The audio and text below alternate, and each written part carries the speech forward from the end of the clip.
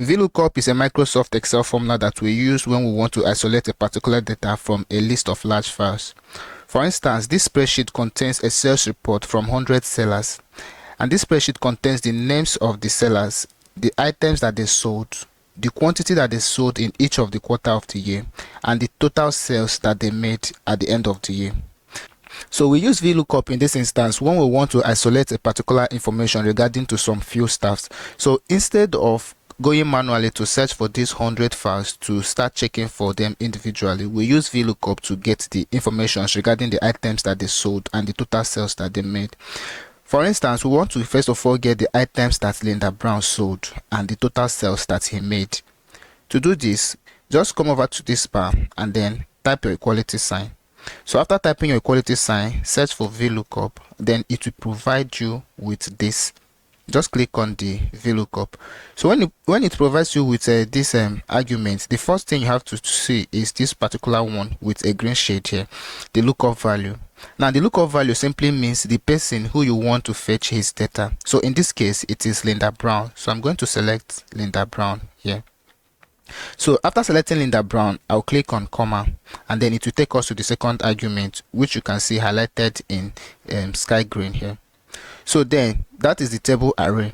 So table array indicates the range of table where you want to get this information regarding to Linda Brown.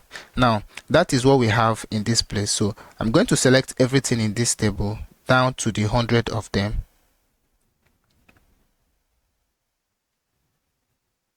So after selecting that, I'll click on comma and then I will scroll up. So the next thing I'll do is that I'll come to this third one, which is column index, as highlighted by the green color here. So column index suggests the particular column to which the item sold is. Now if you look at this place now, you'll see that this first column here is for the seller's name. Now this second column here is for the item sold. Okay, so what I'm going to do right now is that I'm going to type in 2, since this is column 2 after the column 1, which is the seller's name. So I'll come over to this place after the comma and then type 2. So after typing 2, I'll type comma and then I'll choose false here so that I'll get the exact match. So after entering all these formulas, all you have to do is to close the bracket and then hit on enter.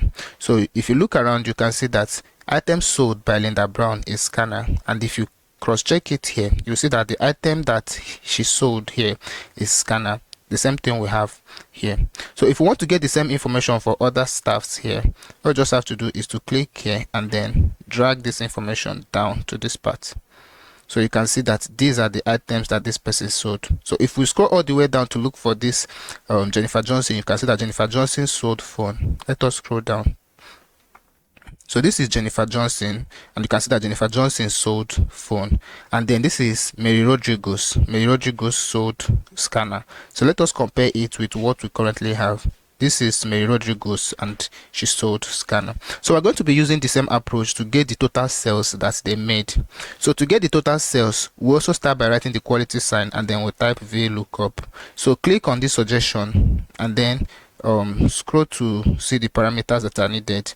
Now this first one that is shaded with light green says the lookup value. Now lookup value also suggests the particular person who you want to get this information from, and that is Linda Brown. So we're going to click on Linda Brown, then we enter our comma. So that will take us to the second argument. Now the second argument here is a table array.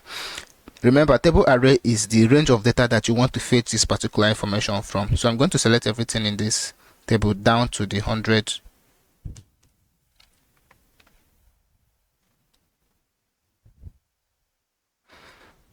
So after selecting it, you can just click a comma and then scroll back to where you're working.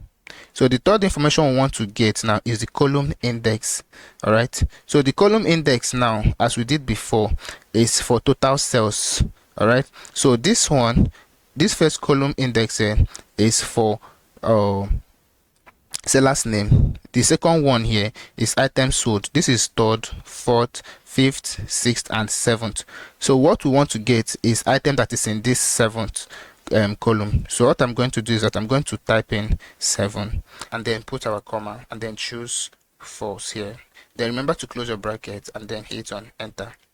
So you can see that Linda Brown made a total sales of 285,469. Let us compare it with what we have here. So this is Linda Brown, and look at his total sales. You can see that it actually matches with the total sales he made here. So for us to get for all other stuff, so all we just have to do is to hold and drag this down. So as you can see here,